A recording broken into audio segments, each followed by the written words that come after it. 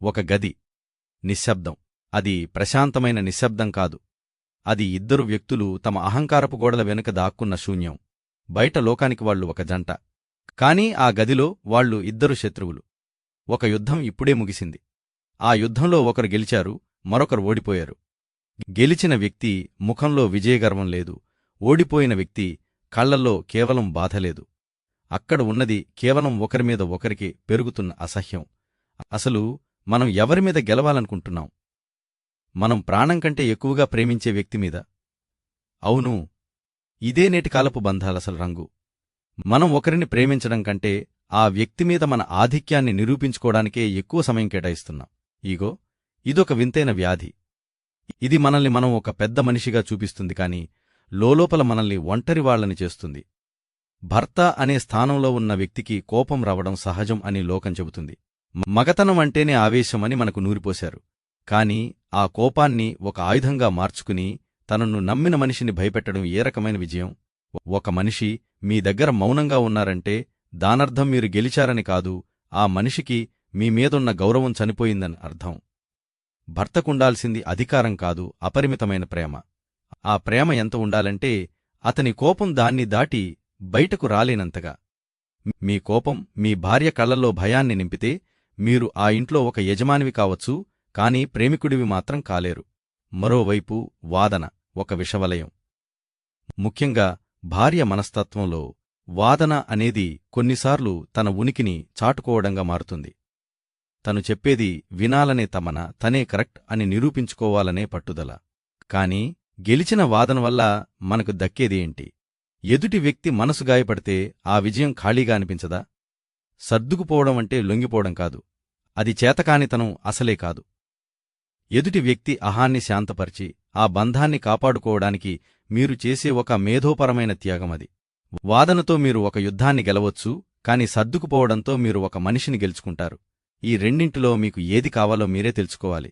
మనం ఎప్పుడూ ఒక లెక్క వేసుకుంటాం, నేను ఇన్నిసార్లు తగ్గాను, అతను ఒక్కసారి కూడా తగ్గలేదు అని. బంధంలో ఈ లెక్కలు మొదలైనప్పుడే ఆ బంధం ఒక వ్యాపారంగా మారిపోతుంది. ప్రేమలో లెక్కలుండవు, కేవలం ఇచ్చుకోవడం మాత్రమే ఉంటుంది. ఒకరు తగ్గినప్పుడు మరొకరు దాన్ని అవకాశంగా తీసుకుంటే అది ఆ వ్యక్తి వ్యక్తిత్వలోపం. కాని బంధం నిలబడాలంటే ఎవరో ఒకరు ఆ అడుగు వెయ్యాలి. ఇద్దరూ ఒకేసారి అహంకారంతో ఉంటే ఆ బంధం ముక్కలవడానికి ఎంతో సమయం పట్టదు. చాలా బంధాల్లో మనం గమనించే ఒక విషయమేంటంటే ఒకరిమీద ఒకరు గెలవాలనే తపన. నా మాట నెగ్గాలి, నా మాటే వేదం అనే ఆలోచన. ఈ ఆలోచన మనల్ని ఒక చీకటి గదిలోకి నెట్టేస్తుంది. అక్కడ మీరు మాత్రమే ఉంటారు, మీ ఈగో మాత్రమే ఉంటుంది. మీరు ఎవరిమీదైతే గెలవాలనుకుంటున్నారో ఆ మనిషి మీ పక్కనే ఉండొచ్చు కాని మీ మనసులకు మధ్య కొన్ని వందల కిలోమీటర్ల దూరం పెరుగుతుంది. ఆ దూరాన్ని తగ్గించడం మళ్లీ మీ వల్ల కాదు, ఎందుకంటే గాయపడిన మనసు అంత త్వరగా కోలుకోదు. నిజమైన బంధం ఎక్కడుంటుందెలుసా?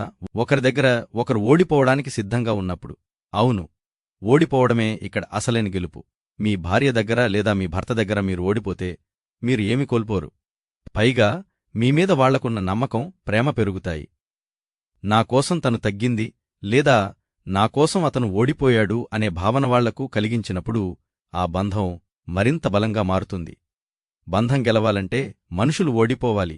ఎవరికి వారు నేనే గెలవాలి అనుకుంటే ఆ బంధం ఎప్పటికీ నిలబడదు. అది కేవలం ఒకే ఇంట్లో ఉండే ఇద్దరు అపరిచితుల కథగా మిగిలిపోతుంది. మనం ఎవరిని మోసం చేస్తున్నాం? ఎదుటి మనిషినా? కాదు, మనల్ని మనమే. మనకు కావాల్సింది తోడు, మనకు కావాల్సింది ప్రేమ. కాని మనం వెతుకుతున్నది అధికారం, మనం కోరుకుంటున్నది గెలుపు. ఈ గెలుపు మనల్ని ఒంటరివాళ్లని చేస్తుంది.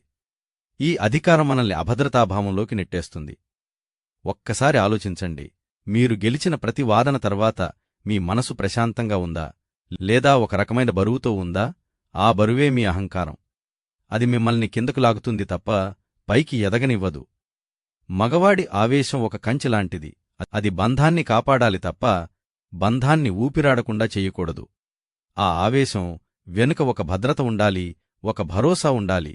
అలాగే ఆడవాళ్ల సర్దుబాటు ఒక నదిలాంటిది.